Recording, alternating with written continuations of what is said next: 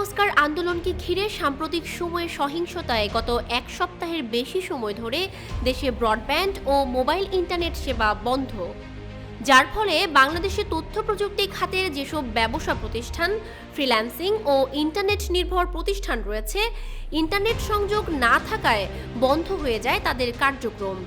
তবে গত সপ্তাহের মঙ্গলবার রাত থেকে কিছু এলাকাতে সীমিত পরিসরে ইন্টারনেট সেবা দেয়া হচ্ছে। ব্যবসায়ীরা বলছেন, আর্থিকভাবে বিগত কয়েকদিনের ক্ষতির হিসাব করা গেলেও দীর্ঘস্থায়ী যে ক্ষতি হতে যাচ্ছে তার প্রভাব হতে পারে মারাত্মক। বিদেশি ক্লায়েন্টরা চুক্তি অনুযায়ী কাজ না পেলে অর্ডার বাতিল করে দেবে, একই সঙ্গে নেতিবাচক রিভিউ দেবে, যার কারণে সংশ্লিষ্ট প্রতিষ্ঠান বা ফ্রিল্যান্সারের পরবর্তীতে নতুন ক্লায়েন্টের কাজ পেতে অসুবিধা হবে। আইটি প্রতিষ্ঠানগুলো বলছে, ইন্টারনেট না থাকায় দেশের আইটি ও আইসিটি ব্যবসা থেকে মুখ ফিরিয়ে নিচ্ছেন বিদেশিরা। তারা যদি বিকল্প পদ্ধতি ব্যবহার করে তাহলে বাংলাদেশের আইটি ব্যবসায় মারাত্মক ক্ষতি হতে পারে। মানে যারা টাকা দিয়ে কাজ করে তারা আমাদের উপরে ডিপেন্ডেন্ট থাকলেও এখন তারা অল্টারনেটিভ খুঁজবে। অনেকের হয়তো চলে গেছে, তারা অবশ্যই অল্টারনেটিভ খুঁজবে যেখানে অ্যাটলিস্ট ইন্টারনেট স্টেবল।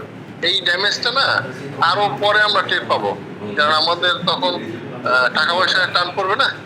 প্রতি মাসে যেটা আসে বা রেগুলার যেটা আসে, যেসব জায়গায় আমাদের রেগুলার বিল যে হোস্টিং সার্ভারগুলো আমরা নেই, কাস্টমার সার্ভিস পাক না পাক আমাদের কিন্তু তাদের বিল দিতেই হচ্ছে। দেশের ডিপ্লোম্যাটিক জোন সহ বেশ কিছু এলাকায় ইন্টারনেট থাকলেও সেখানে রয়েছে ধীর গতি। ফলে ইন্টারনেট নির্ভরশীল ই কমার্স ব্যবসায়ীদের দেশে ও দেশের বাহিরের ব্যবসায় ক্ষতির প্রভাব মারাত্মকভাবে পড়ছে বলে মনে করেন এক ব্যবসায়ী। আমরা যারা বিশেষ করে অনলাইন বেসমেন্টে যারা ব্যবসা করি, টিকে থাকি, যেগুলো অনলাইনে ব্যবসা করি, তারা তো এই অনলাইন ছাড়া তো আসলে চলা সম্ভব না। এমন আমরা তো অনলাইনের এই ফার্নিচার রিলেটেড বা বেশ কিছু প্রোডাক্ট সেল করি। সেই ক্ষেত্রে আমাদের যে প্রবাসী ভাইয়েরা আছে তারা কিন্তু আমাদেরকে ওখান থেকে অর্ডার করে, কথা বলে, আলোচনা করে যে আমার এই প্রোডাক্টটা লাগে। তো আমাদের ব্যবসাটা তো আসলে শুধু এই দেশকে অভ্যন্তরীণ না, দেশের অভ্যন্তরীণ না, সারা পৃথিবীতে আমাদের ব্যবসা। যেহেতু হঠাৎ করে আমেরিকা থেকে ফোন দেয়, মালয়েশিয়া থেকে ফোন দেয়, সৌদি আরব থেকে ফোন দেয়, বিভিন্ন দেশ থেকে আমাদেরকে প্রবাসী ভাইয়েরা তারা আমাদেরকে ফোন দেয়, তাদের মাধ্যমে কিন্তু আমরা প্রোডাক্টটা সেল করি। এছাড়া ইন্টারনেট নির্ভরশীল ই কমার্স ব্যবসায় বেশিরভাগই ফেসবুকের মাধ্যমে অর্ডার আসে, ফলে ব্যবসায়ীদের ব্যাপক ক্ষতির পাশাপাশি ক্রেতারাও সরে যাচ্ছেন। দেখা গেছে যে 19 তারিখ থেকে এখন পর্যন্ত যে ফেসবুক চালাতে পারতেছি না, আমরা একটা অর্ডারও নিতে পারতেছি না। আমাদের যেখানে পার ডে 40 থেকে 50টা বা 60-70টা অর্ডার আসতো, সেখানে একটা অর্ডার আসতেছে না। ফেসবুকে ঢুকতে না পারার কারণে আমাদের কোনো সেল নাই, সেল হইতেছে না, অর্ডার বন্ধ আছে। এই কারণে আমি লসের মুখে, ক্ষতির মুখে পড়ে যাইতেছি। অন্যদিকে দেশের বিনোদনে নতুন সংযোজন ওটিটি প্ল্যাটফর্মে প্রতিনিয়ত প্রসার ঘটছে।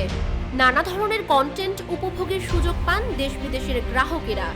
দেশের চলমান ইন্টারনেট সেবার পরিস্থিতিতে দেশীয় ওটিটি প্ল্যাটফর্মগুলোর প্রায় কয়েক কোটি টাকা ক্ষতি হচ্ছে।